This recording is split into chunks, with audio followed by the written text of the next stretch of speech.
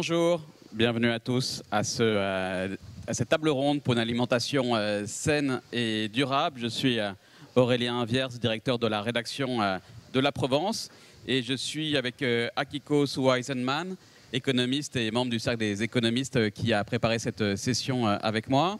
On a l'honneur de recevoir Sophie Bellon, présidente du groupe Sodexo, France Cavaillet, directrice de recherche à l'INRAE AgroParisTech, Jean-Philippe Puig, directeur général du groupe Avril, et Aziz Bouejba, qui est agriculteur et président de l'Association pour l'agriculture durable en Tunisie. On va bien sûr parler décarbonation, environnement, alimentation saine. Akiko, vous vouliez faire une introduction? Merci, bonjour à tous. Mens sana in corpore sana. Un esprit sain dans un corps sain, dans un environnement un peu chaud, c'est ce que nous essayons de vivre à Aix pendant ces 3 jours. Et pour cela, pourquoi ne pas commencer par une bonne alimentation? Mais c'est quoi une bonne alimentation? On sait à peu près ce que c'est qu'une bonne alimentation pour la santé. Ce serait une alimentation dont la quantité serait répartie en gros pour moitié en légumes et en fruits, un quart de féculents ou de carbohydrates, 10% de légumes secs et noix et 15% de protéines animales et le reste en matière grasse. Il faudrait aussi limiter l'apport en alcool, en sel et en sucre, qui sont souvent présents dans les produits transformés. Et afin de préserver l'environnement, il faudrait privilégier les protéines végétales, comme les légumes secs, et consommer du poisson pêché sans épuiser les stocks et limiter la viande. Bien sûr, ça c'est un cadre large. Il faudrait préciser la manière dont les aliments sont produits, transformés, transportés et distribués. Et à ces dimensions sanitaires et environnementales, il faut ajouter une dimension sociale.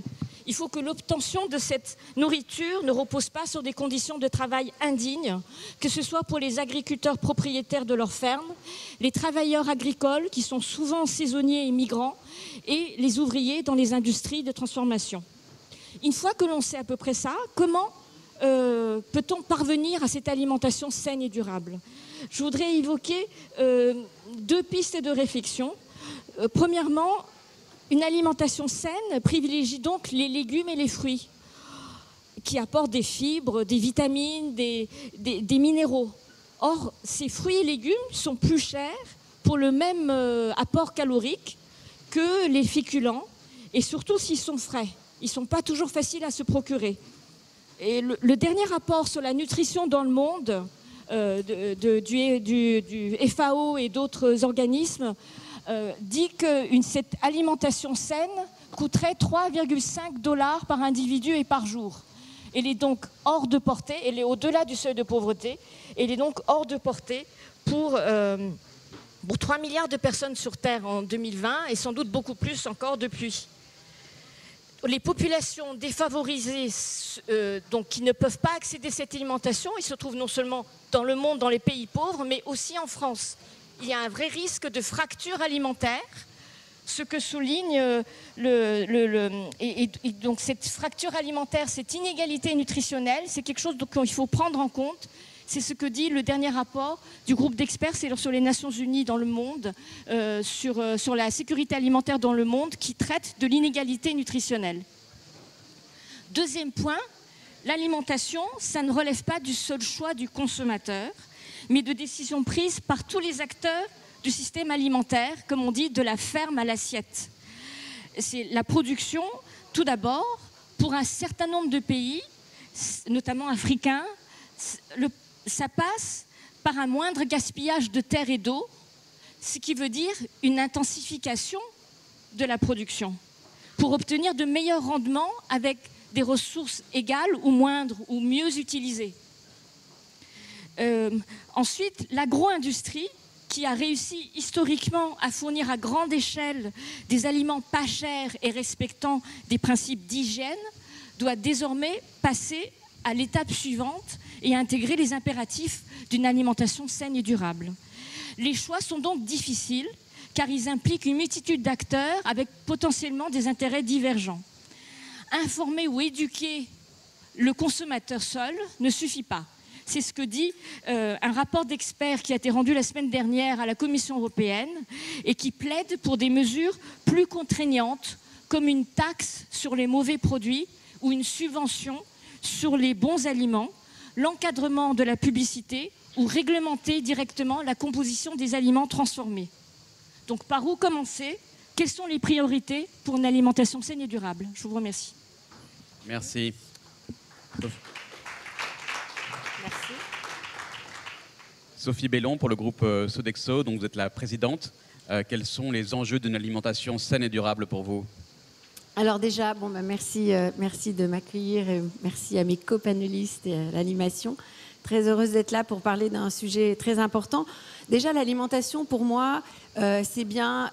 C'est au-delà de se nourrir. L'alimentation, c'est le lien social. On l'a vu pendant cette période de Covid, la frustration qu'il y a eu.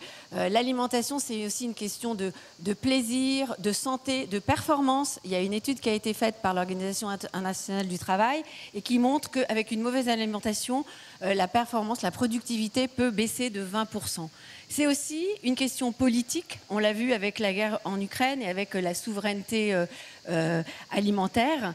Et pour moi, c'est aussi un de nos liens le plus fort avec la planète et les enjeux de la planète pour demain. Parce que l'avenir de la planète se joue aussi dans nos assiettes. Et ça, à mon avis, on n'en parle pas suffisamment. Une fois qu'on a dit ça, il y a quand même un certain nombre de paradoxes sur le sujet. Le premier, c'est qu'il y a plus de 800 millions de personnes dans le monde qui ne mangent pas à leur faim et en même temps, de la fourche à la fourchette, comme vous l'avez dit, on gâche un tiers de ce que l'on produit. Donc c'est un scandale, voilà. Il y a des personnes qui ne mangent pas à leur faim et d'autres qui gaspillent. Et si on se projette, en 2050, on sera plus de 10 milliards de personnes sur la planète. La production devra augmenter entre 50 et 60%. Et aujourd'hui, les émissions de gaz à effet de serre qui sont produites par l'ensemble des filières qui concernent l'alimentation, c'est plus d'un tiers. Et c'est un sujet dont il faut vraiment s'emparer. Le deuxième élément, c'est qu'on l'a tous vu ces derniers mois, que ce soit dans notre pays ou dans d'autres pays, à des niveaux plus ou moins forts, l'inflation, et notamment l'inflation des denrées alimentaires, a été très très très forte. Et paradoxalement, la valeur de l'alimentation n'est encore pas suffisamment reconnue, puisqu'on continue à gaspiller. Donc en fait, on paye cher, mais on continue à gaspiller. Donc là, il y a aussi une équation à résoudre. Et enfin, le troisième point qui est assez paradoxal, c'est qu'aujourd'hui, on a un enjeu de réduire certains aliments pour faire face à cet enjeu d'alimentation plus saine et plus durable. Et on voit que dans certains pays, et notamment sur les protéines animales, dans certains pays comme le Brésil ou la Chine, cette alimentation-là, et notamment de protéines animales, c'est un accès à un statut social. Donc on voit qu'il y a quand même des différences d'un pays à l'autre. Du coup, que faire? Que faire pour répondre à cette situation? D'abord, je pense qu'il faut vraiment prendre conscience que la situation n'est pas la même partout.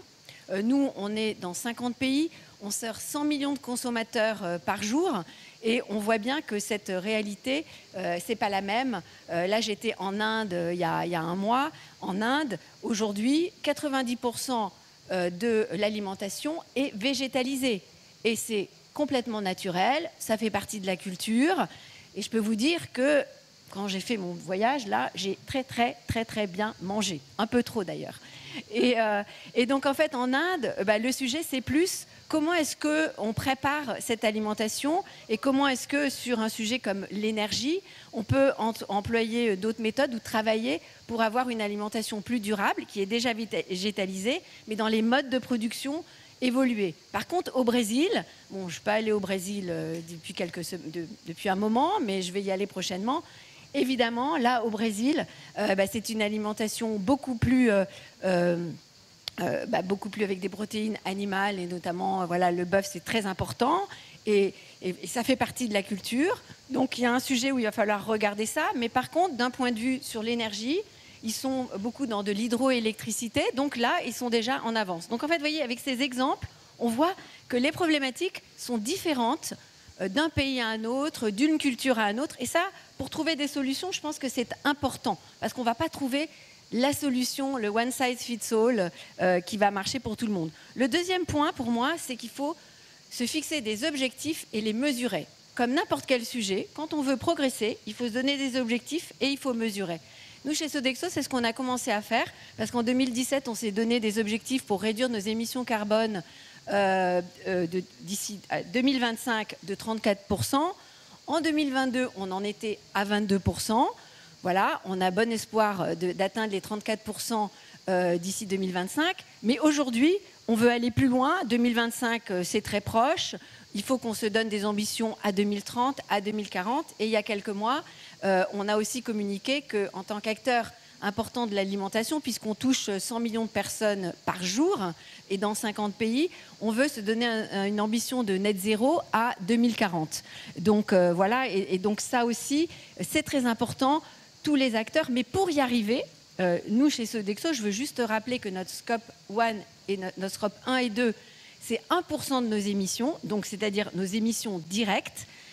Par contre, le scope 3, ce qu'on appelle les émissions indirectes, c'est 99%. Donc nous, en tant qu'entreprise, on ne va pas y arriver tout seul. On va y arriver en travaillant avec nos fournisseurs, on va y arriver en travaillant avec nos clients, on va y arriver en travaillant avec nos consommateurs, avec les collectivités, avec les associations, les pouvoirs publics. C'est comme ça qu'on va y arriver. Et enfin, le troisième point qui me semble aussi très important, on a parlé un peu de contraintes tout à l'heure. Moi, je pense qu'on ne va pas y arriver par la contrainte. Au contraire, je pense qu'on va y arriver par du bon sens, par du plaisir. Donc déjà, le bon sens, on a parlé un peu tout à l'heure du gaspillage. Le gaspillage, ça concerne tout le monde. Ça concerne évidemment les producteurs, les restaurateurs, les acteurs de la restauration, mais ça concerne aussi la manière dont on va contractualiser avec nos clients, la manière dont nos consommateurs, le comportement de nos consommateurs. Et donc ça, c'est très important. Et il va falloir, là aussi, il va falloir mesurer. Nous, aujourd'hui, sur un site, quand on se donne un objectif de réduire notre gaspillage alimentaire, ça peut aller jusqu'à 50% par site. Et ça veut dire que chaque jour, on mesure ce que l'on jette. Et j'aurai peut-être quelques exemples aussi à vous faire part plus tard. Et on voit les progrès. C'est-à-dire que là, on a entamé des démarches. On voit qu'on est arrivé aujourd'hui à une baisse de 40%. Et enfin, dernier point, le plaisir. Je ne crois pas que, surtout dans l'alimentation, on va y arriver par la contrainte. Je pense qu'il faut se faire plaisir. On voit bien que les Indiens, ils mangent à 90% une alimentation végétalisée, et je peux vous dire que c'est délicieux. Mais du coup, ça veut dire que ça va entraîner des changements dans notre manière de cuisiner, d'essayer des nouveaux plats dont on n'avait pas l'habitude. Et ça, c'est aussi ensemble qu'on va y arriver. Voilà, c'est ce que je voulais partager en introduction. Merci Sophie Bellon, et on a hâte de goûter ces nouveaux plats plaisir dans toutes les cantines. France Cavaillet, voulez nous parler de sécurité alimentaire durable? Ça marche, oui. Bon, bonjour à toutes et à tous. Merci au Cercle des économistes et à Kiko pour cette invitation. D'accord. Bon. Vous m'entendez? Bon. Et donc l'introduction d'Akiko a bien montré les enjeux que posait une sécurité alimentaire durable.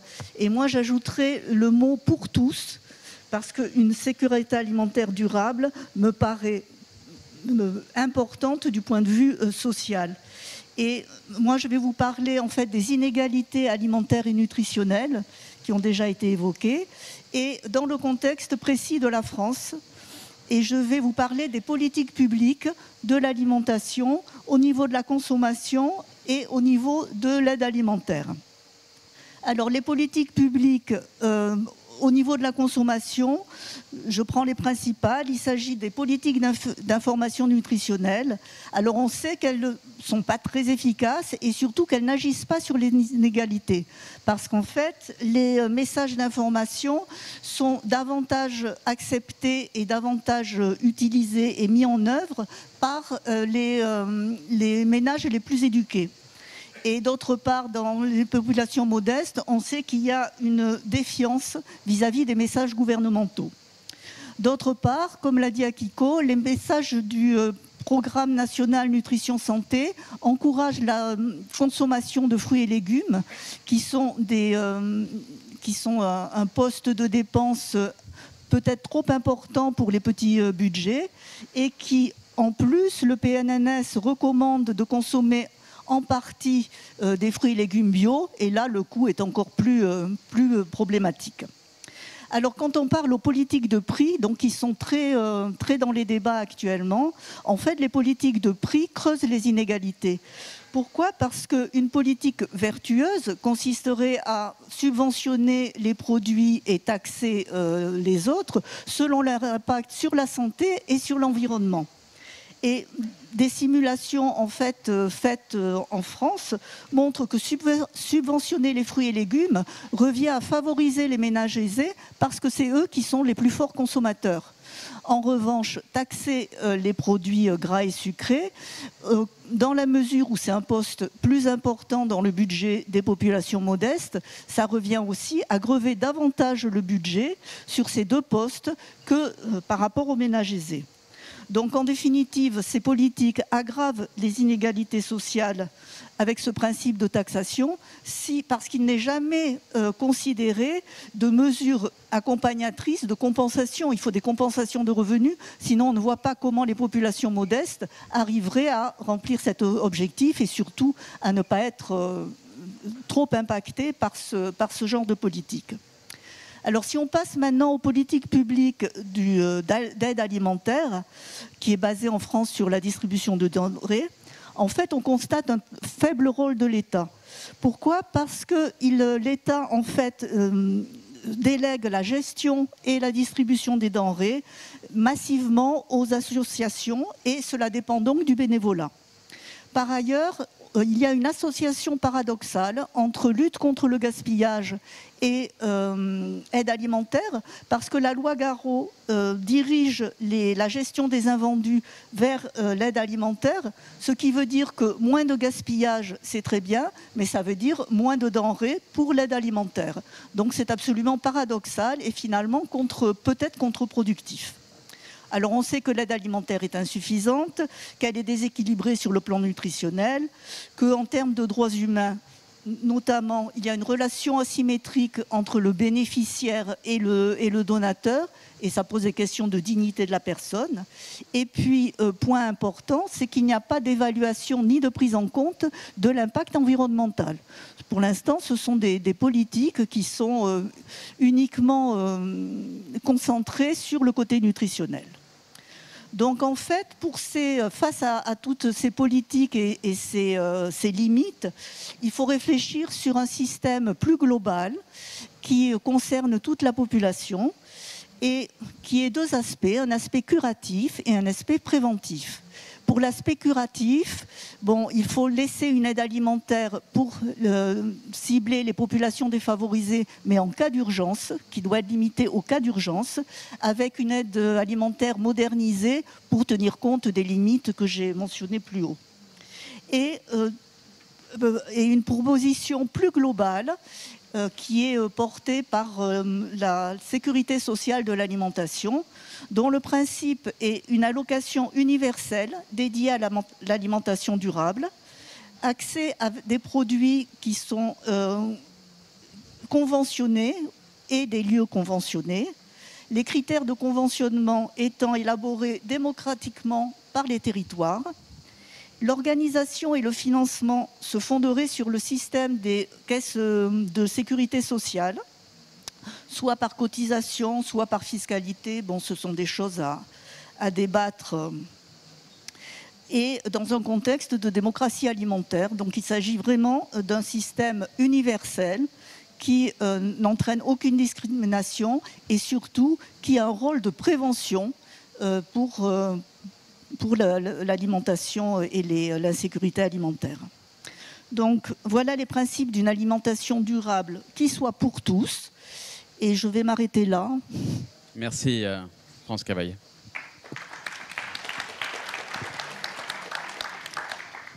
Jean-Philippe Puig, vous êtes directeur général du groupe Avril et j'ai vu que votre raison d'être, la raison d'être de l'entreprise Avril, était de servir la Terre avec comme première mission une agriculture respectueuse de la planète. Donc est-ce que vous pouvez nous en parler dans le cadre de ce débat sur une alimentation saine et durable ? Oui, merci. Donc bonjour à tous. Effectivement, notre mission, elle a été écrite il y a 40 ans maintenant et nous sommes une entreprise dont les propriétaires sont les agriculteurs et notre mission c'est de développer les huiles et protéines pour nourrir les hommes et les animaux en préservant la planète et ça a été écrit il y a 40 ans. Voilà, donc peut-être juste 2 remarques liminaires avant de passer aux quelques exemples que nous pouvons mettre en œuvre directement ici en France au sein de notre groupe. D'abord, quand on parle d'une alimentation saine et durable, ça ouvre deux enjeux importants, la qualité et la quantité. Pour la quantité, il y a un chiffre qu'il faut que vous ayez en tête. L'an dernier, la consommation alimentaire française a baissé de 4,6%. Ça veut dire concrètement que tous les Français ne mangent pas à leur faim. Il faut se le dire. Et donc la base d'une alimentation saine, c'est quand même d'avoir un apport calorique suffisant et régulier. Si on parle maintenant qualité, vous avez 50% des Français qui sont en surpoids et 17% qui sont obèses. Là aussi, on est dans une question de qualité alimentaire, mais qui touche la santé. Et on a un vrai enjeu de santé. Et maintenant, si on élargit un petit peu en regardant en dehors de la France, il y a quelque chose qui est très intéressant, je pense qu'on y reviendra dans nos débats, puisqu'il n'y a pas de frontière du fait des prix au niveau de l'alimentation. Vous avez le Sud qui a une explosion démographique, et le Sud a de plus en plus un niveau de vie qui va augmenter, donc plus de personnes, plus je dirais d'argent dans les ménages, fait que vous avez une transition, peut-être pas en Inde, mais une transition du végétal vers l'animal. Et vous avez le Nord, je fais de manière assez simple, hein, mais essentiellement en Europe, qui est à l'inverse, où on va manger un petit peu moins de viande, on le voit bien, ou si on mange de la viande, moins de viande rouge, un peu plus de viande blanche, éventuellement du poisson. Donc on est dans cette transition animale-végétale. Seul sujet, c'est qu'ils sont beaucoup plus nombreux dans le Sud que nous sommes dans le Nord. Et donc, il va falloir produire plus et de meilleure qualité. Donc, si on prend disons, dans les 10 dernières et les 10 prochaines années, il faut augmenter la production de protéines végétales de plus de 45% et de protéines animales de plus de 35%. Donc, il va falloir trouver des modèles qui répondent à ces enjeux de quantité, de qualité, de l'amont, on en parlera avec l'agriculteur, avec Aziz tout à l'heure, de l'amont à l'aval. Alors, dans les solutions, parce que j'ai peu de temps, il y en a plein, je voudrais évoquer 2 cas. Sur la qualité de l'alimentation, vous l'avez vu, dans l'introduction, il faut manger, consommer plus de légumineuses, plus de protéines. Et donc, il faut être capable de les produire en France. Voilà.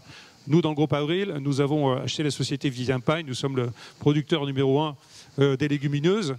Mais savez-vous combien sont produits en quantité de légumineuses en France? Les lentilles, 20%.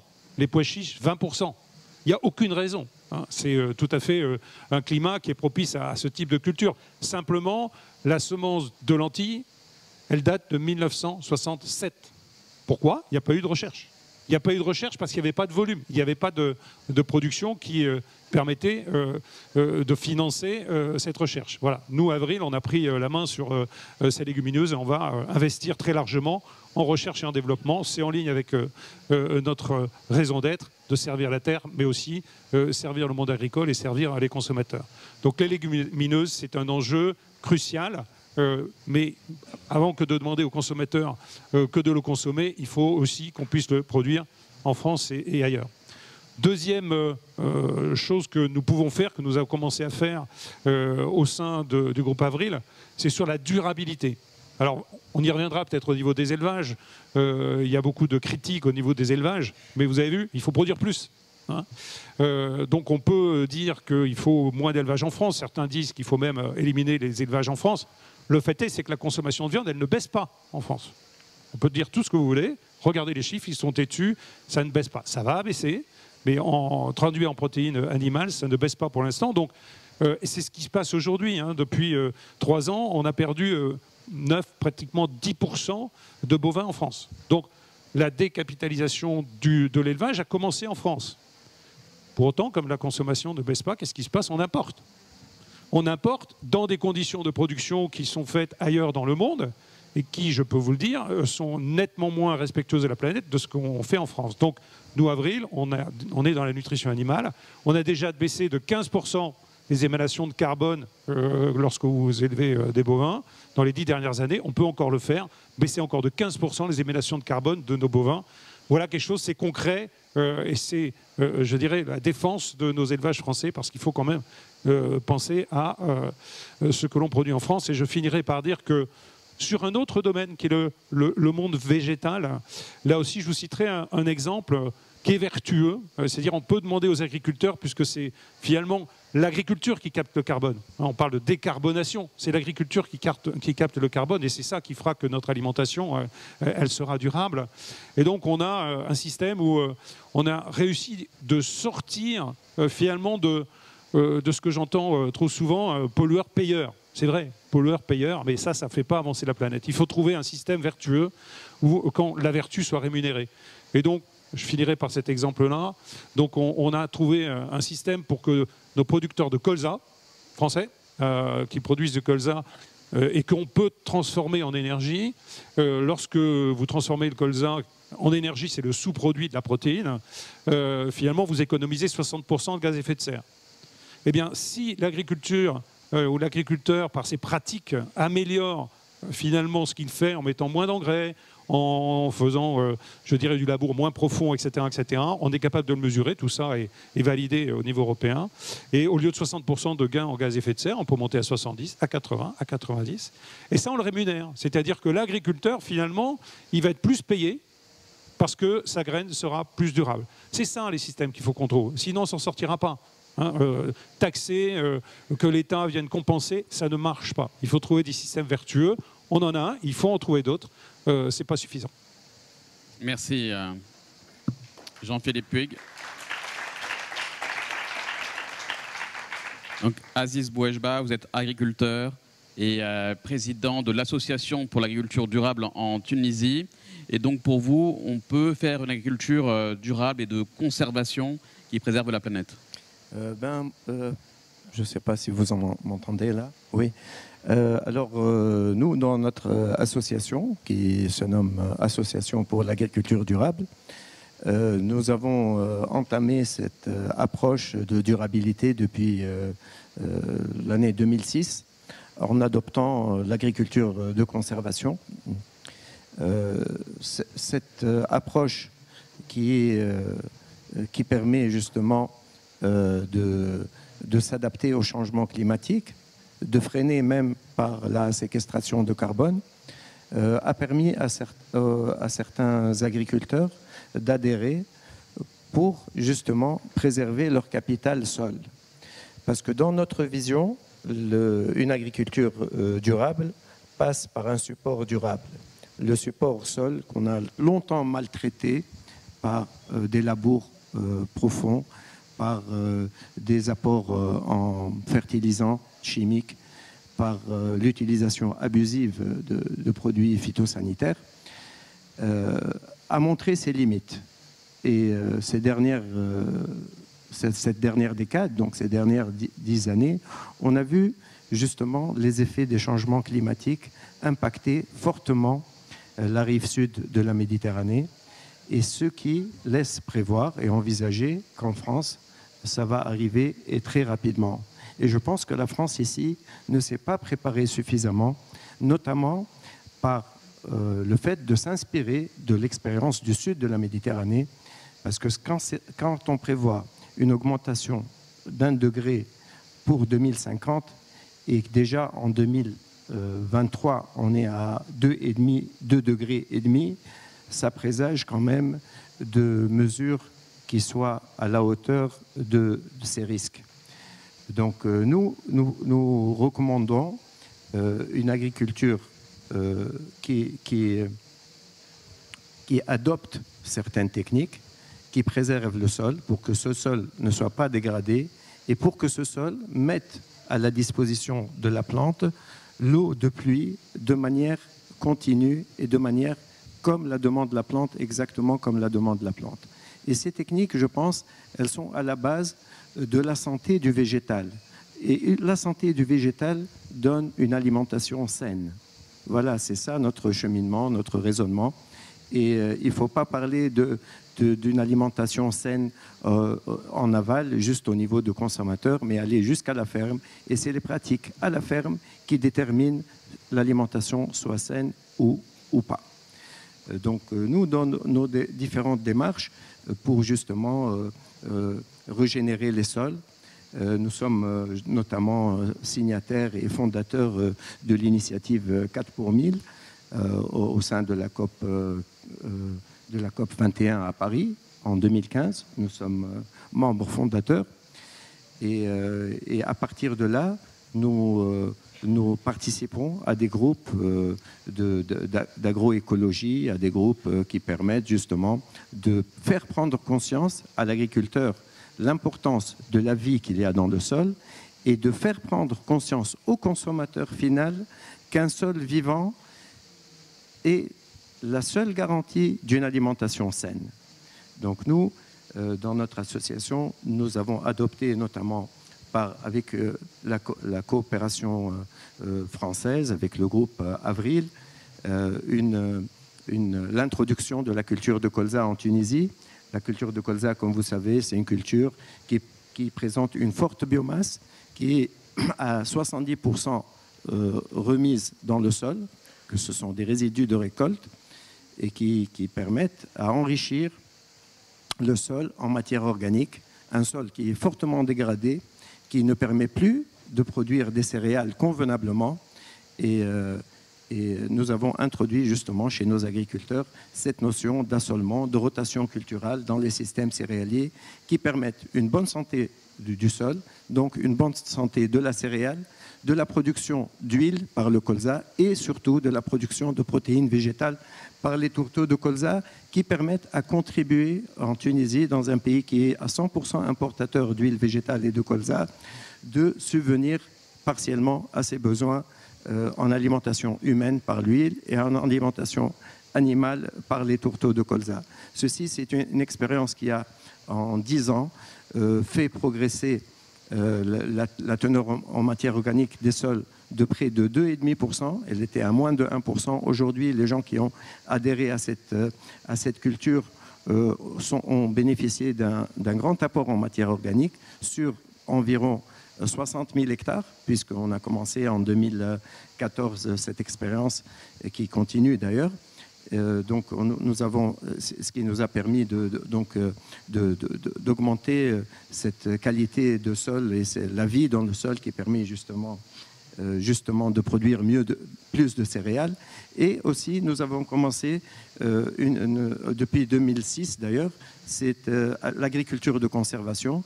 Et actuellement, nous sommes à plus de 100 000 hectares de terres qui bénéficient de cette agriculture de conservation et qui permet justement de capter le carbone et de freiner le réchauffement climatique. Merci. Merci. Merci, Aziz Boulou. On a parlé beaucoup de consommation de viande, et notamment de viande rouge et de viande rouge de bœuf, qui est un peu la croisée de problématiques comme celle de l'environnement, de transport, de santé. Sophie Bellon, chez Sodexo, c'est quelque chose sur lequel vous réfléchissez. Vous parliez d'engouement encore pour la viande dans certains pays, beaucoup moins dans d'autres. Il y a l'Europe au milieu, entre le Brésil et l'Inde. Comment vous faites dans vos restaurants d'entreprise, de collectivités, pour encourager une alimentation avec un peu moins de viande rouge? Alors déjà, et effectivement, on voit que d'un pays à l'autre, les habitudes alimentaires sont très différentes.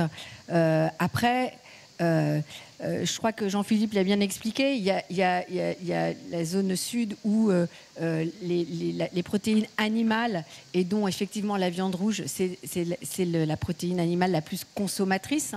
Nous, chez nous, je crois que ça représente, au niveau global de l'alimentation, ça représente 40% de nos émissions. Donc c'est un sujet important. Mais dans les pays de la zone nord, il y a plus une tendance à baisser. Je pense que ce qui est important, on n'a pas vocation à arrêter. C'est pas possible, c'est pas la réalité. Ça correspond pas à la volonté et aux besoins du consommateur. Et nous, même aujourd'hui, on était dans un métier qui s'appelait la restauration collective, mais ça, c'est passé, c'est fini. La restauration, elle est de plus en plus personnalisée. Chacun veut manger ce qu'il a envie, ce dont il a envie chaque jour au moment où il a envie. Et donc, en fait, ça passe par d'abord une prise de conscience. On a aussi des consommateurs qui veulent changer des choses, qui veulent bien manger. On l'a vu pendant la période du Covid, l'alimentation, c'est la santé. Et donc aujourd'hui, on travaille avec des clients qui veulent à la fois faire revenir leurs équipes sur le lieu de travail, parce que la collectivité, être ensemble, j'ai parlé du lien social, c'est très important, et ça passe aussi par l'alimentation. Donc une prise de conscience de qu'est-ce qu'on mange, quel est l'impact sur la planète, faire changer les recettes, faire essayer des nouvelles choses. Par exemple, dans les hôpitaux publics à New York, qui est notre client, aujourd'hui, le menu par défaut, c'est un menu végétal. C'est ce dont on s'est mis d'accord avec les hôpitaux de New York. Ils sont très contents. Là, ils ont même parlé de ce sujet sur les réseaux sociaux. Ça fait un petit bug. Et du coup, on a des clients en Europe qui nous disent « Ah, mais vous faites ça avec les hôpitaux à New York. Donc, est-ce que nous aussi, vous pouvez venir nous proposer des choses ?» Je pense que ça passe par ça. Mais ça passe aussi par le fait, on parle des filières. Et par exemple, la protéine végétale, vous avez parlé des lentilles. Nous, par exemple, avant, on n'achetait pas nos lentilles pour la France, on n'achetait pas nos lentilles en France. Depuis 2 ans, on a travaillé activement pour recréer des filières françaises. Et c'est très important. Et sur des produits qui sont des produits bons pour la santé, mais aussi bons pour la planète, il faut travailler différemment. Et donc, on a pour objectif, d'ici 2 ans, à faire que nous, nos lentilles, ce qui n'était pas le cas avant, on les achète à 100% en France.